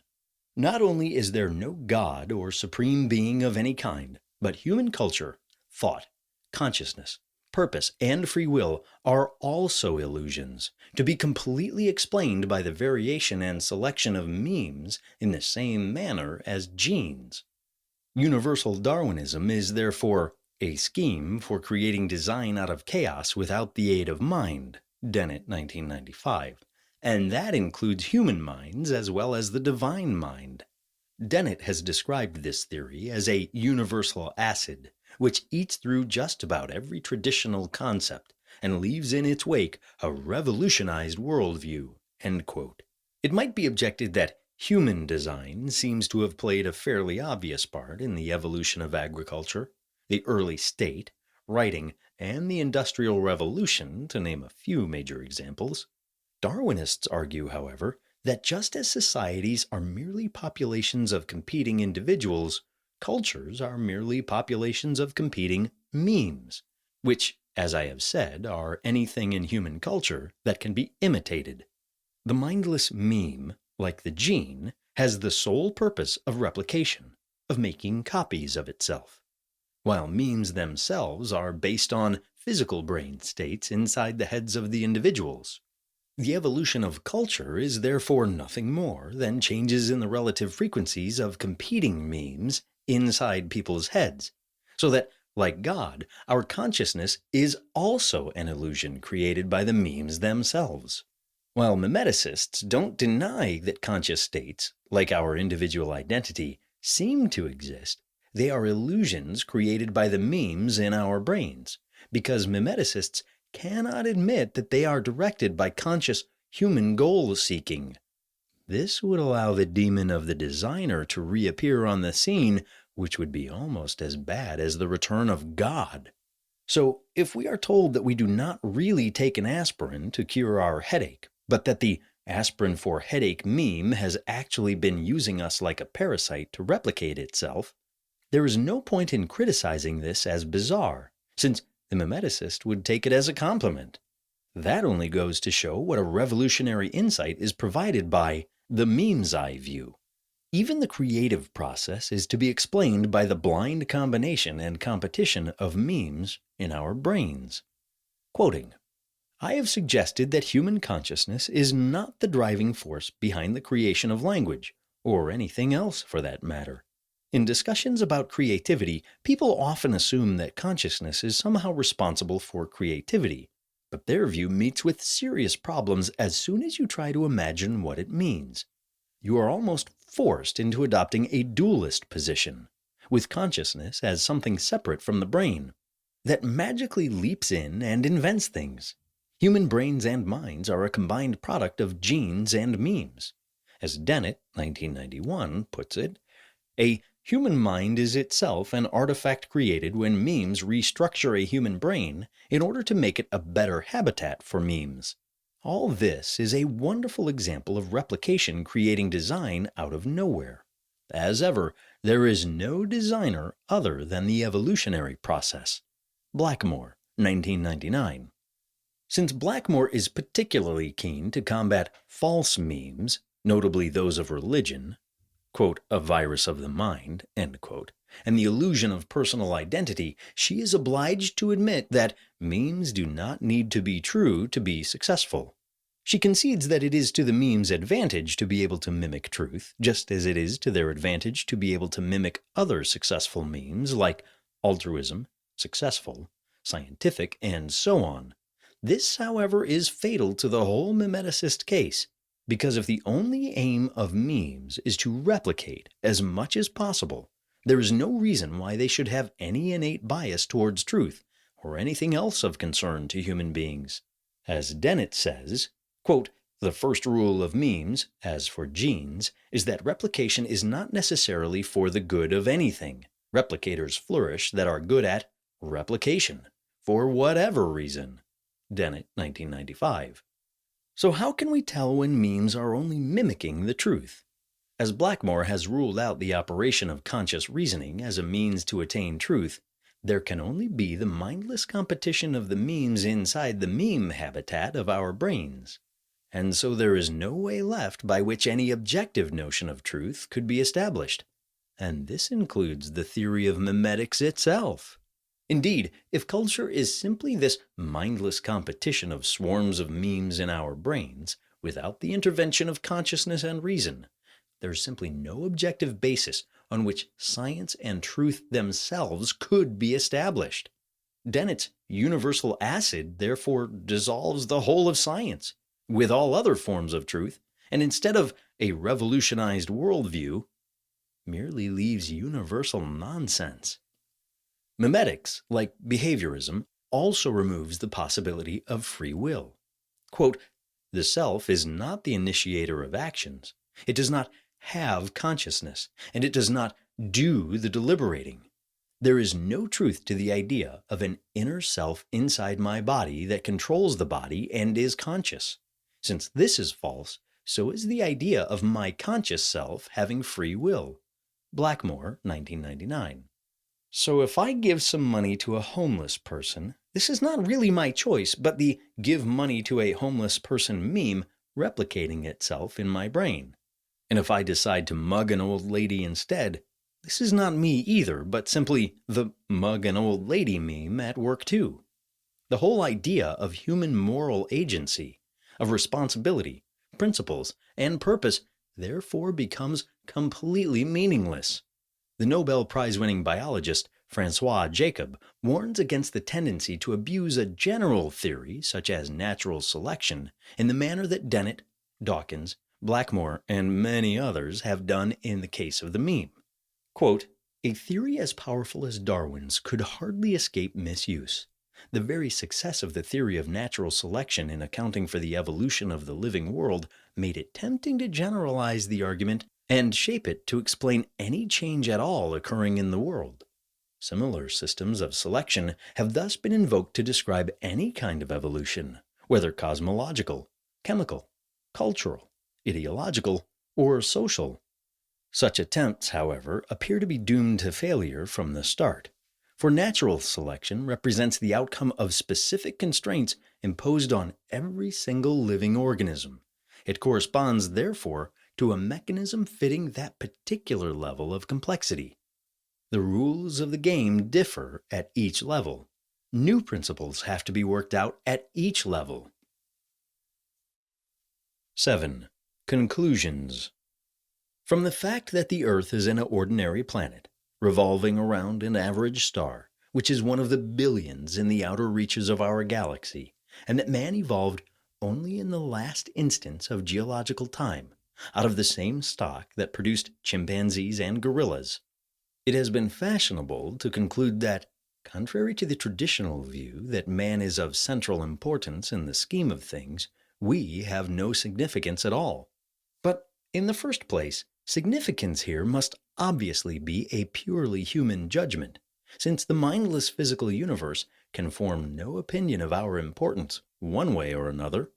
Moreover, the anthropologist is also struck by the scientific criteria chosen to demonstrate our insignificance.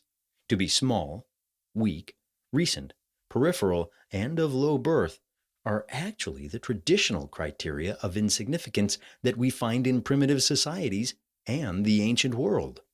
The scientific mind should conclude, on the contrary, that since organisms of human complexity require a large number of prior and improbable conditions to be in place, and therefore a long evolutionary process, it is only to be expected that the universe must be both huge and of immense age to allow a being such as man sufficient time to develop. Our ability to understand the universe and ourselves should be of incomparably greater significance, at least to intelligent beings, than our physical location in the universe, or the length of time we have been around, or our ancestry.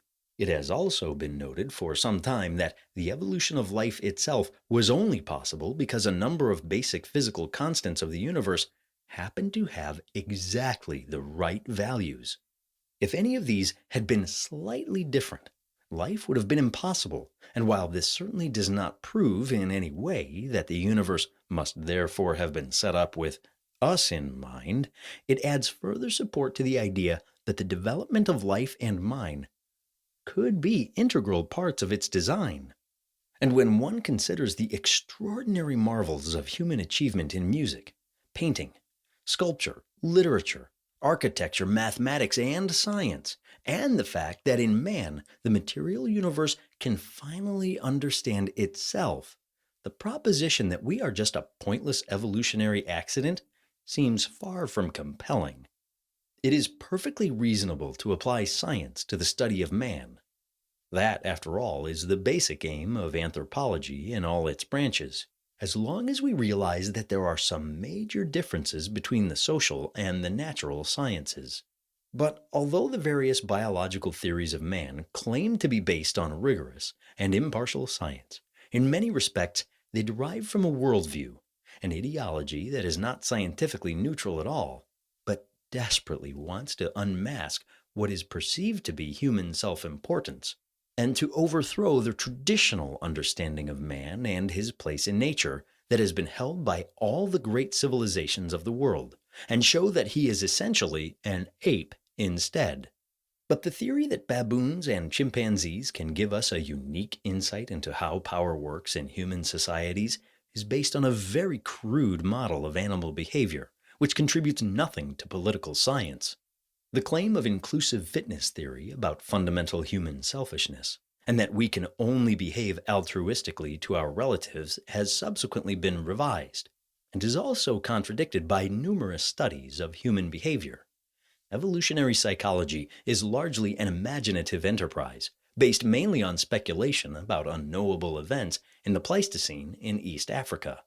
Natural selection is an entirely inappropriate model for explaining social evolution and its extreme version, mimetics. Like universal Darwinism itself, far from being based on reason and evidence, has been discredited by the extreme vagueness of the meme concept itself, its failure to solve any actual problems, and the fact that by denying the role of human consciousness and reason, it destroys the basis of science itself.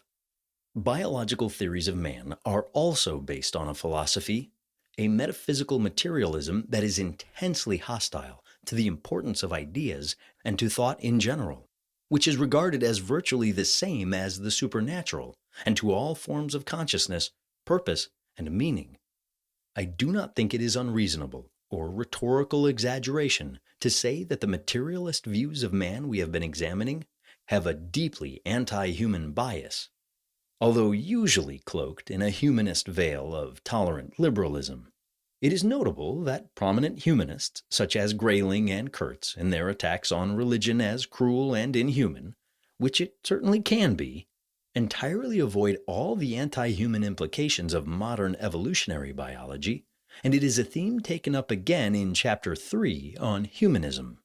Materialists who claim that natural science is the only genuine form of knowledge and can answer all the ultimate questions about the meaning of life, why we are here, and why the universe and its laws are as they are, forget that the success of science was achieved at a price. This was the abandonment in the 17th century of anything like Plato's and Aristotle's attempts to answer these ultimate why questions as being outside the practical scope of science, which can only be concerned with what happens and how.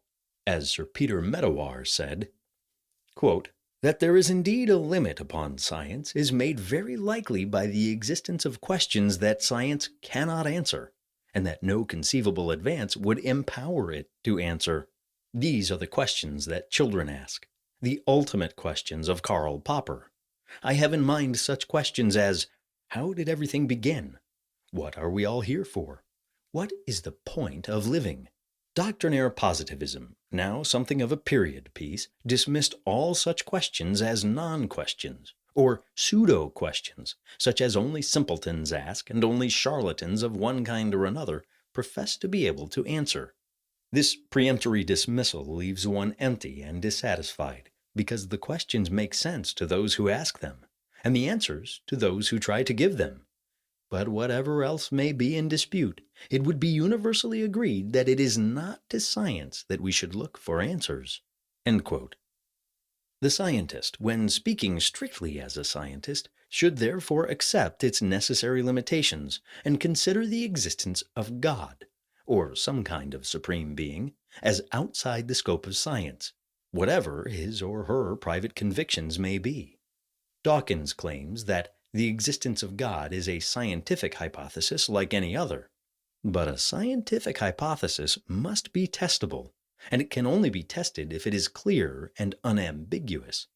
The God of Dawkins, however, turns out to be notably vague and very far from testable.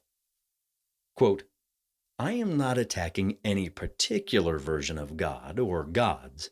I am attacking God, all gods, anything and everything supernatural, wherever and whenever they have been or will be invented. Dawkins, 2006.